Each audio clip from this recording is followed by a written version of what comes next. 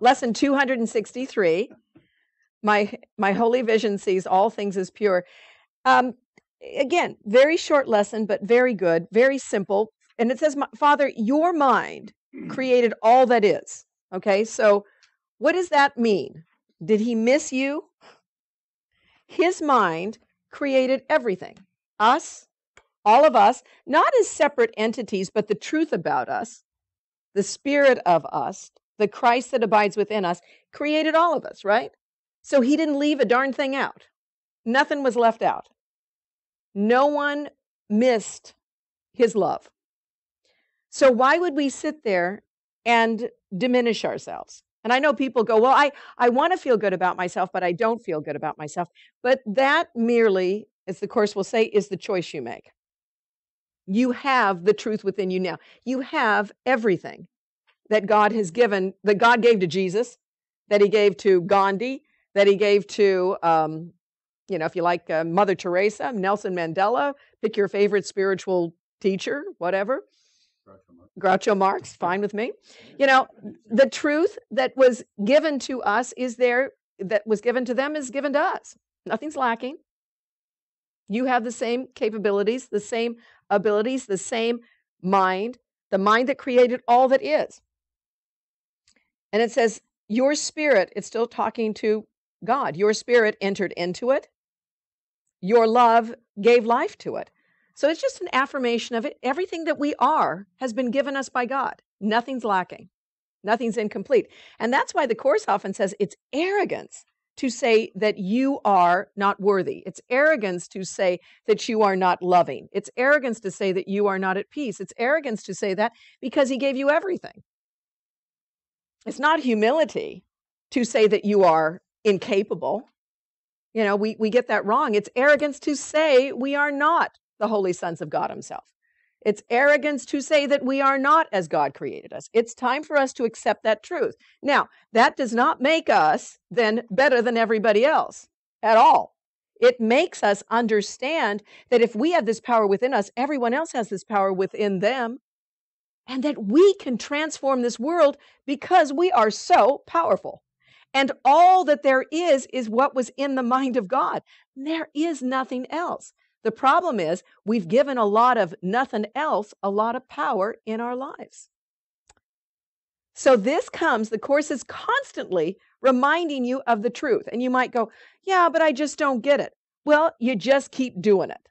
I remember when our son, not Jeffrey, when Paul's first son, Michael, was living with us. When we got married, I immaculately conceived 2 children, Michael and Misty, and Michael lived with us, and he was 15 when he lived with us. And we had this couch that had kind of, it was kind of a satiny kind of, not satin, but, kind of that, some little sheen, but it had lots of pattern on it.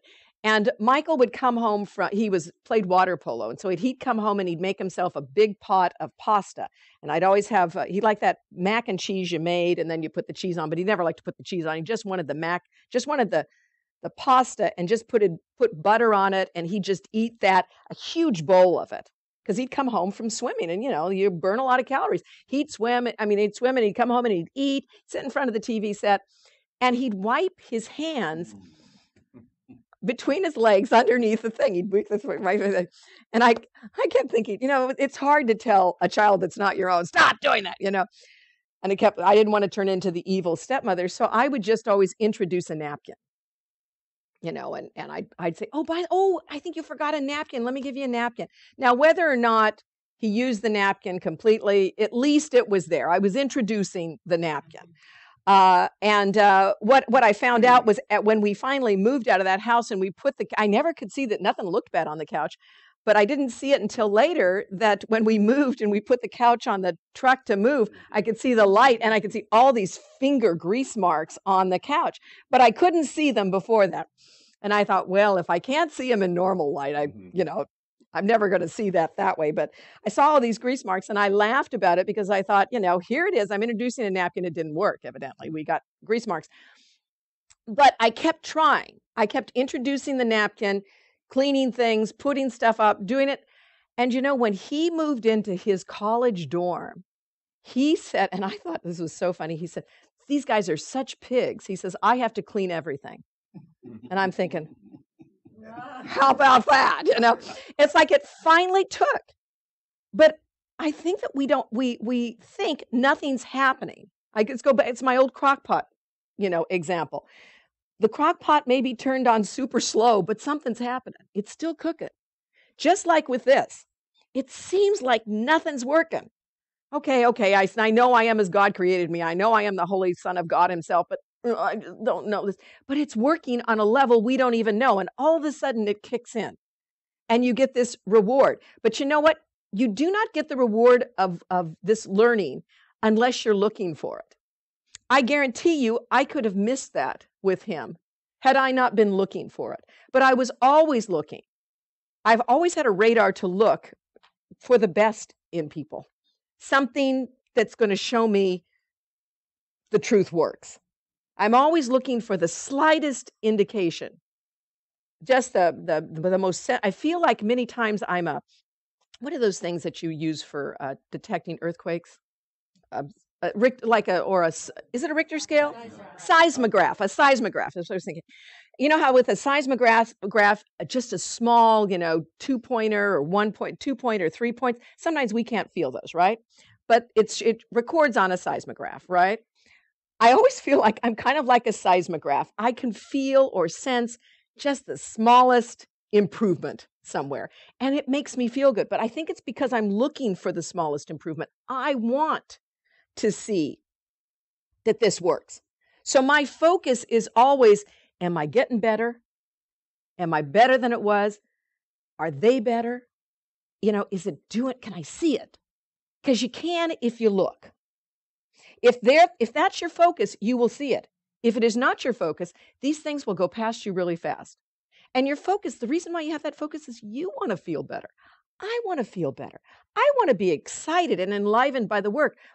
I don't want to look at the world and say, oh my God, same old world. We're going to go to hell in a handbasket. I want to see this transformation that can take place. And it can. Because why? Your Father created all that is. Nothing's missing. His Spirit entered into it. All of us, everything that is eternal, right? And his love gave life to it. How exciting. I mean, that's what we have to be, is excited every day to know that's the truth. So look for those little indications in yourself and in others. And don't dwell, because there's a lot of things you can dwell on, the negativity, right? A lot of judgments we can dwell on ourselves. We get lots of practice there. And maybe on other people, but mainly on ourselves, because we're around ourselves all the time. We cannot see the slightest improvement in ourselves. Many times other people can see it better than us. You need to be good at seeing it within yourself. You need to be good at saying, I'm better than I was. I may not be great today, but I'm better than I was. I'm getting there. I have my ups and I have my downs, but at least I know when my downs are happening. That's better than you were. That's what we need to get to. And it says this. See, this is the next line. And would I look upon what God created as if it could be made sinful? See, that's a rhetorical question. It's saying, can you really do that? No, you really can't. Can you look at what he has created and say it can be sinful? Because when we do not see the value of ourselves, that's what we do. And when we do not see the value of another, that's what we do. So we need to be aware of what we're doing. Can I really look on what he created and think it can be made sinful? And it says, I would not today perceive such dark and fearful images. I'm not going to go there about myself, or I'm not going to go there about others. I mean, it is easy. The world gives us plenty of opportunities to go there, ourselves or others. But, we may make mistakes, but we're getting better at it. Because a madman's dream is hardly fit to be my choice. That I would think that something could happen that could be opposite to the will of God is insane. That's a madman's dream. That you are not eternal, that you are not holy, that you are not God's gift is insane. A madman's choice or a madman's dream is hardly fit to be my choice instead of all the loveliness with which you blessed creation, all its purity, its joy, and its eternal quiet home in God. That's our reality. That's the reality that we live in. And if we are not experiencing it, then we need to look at the blocks to the awareness of love's presence. We need to bring them to sight and allow a miracle to heal our perception. That's what the Course is all about.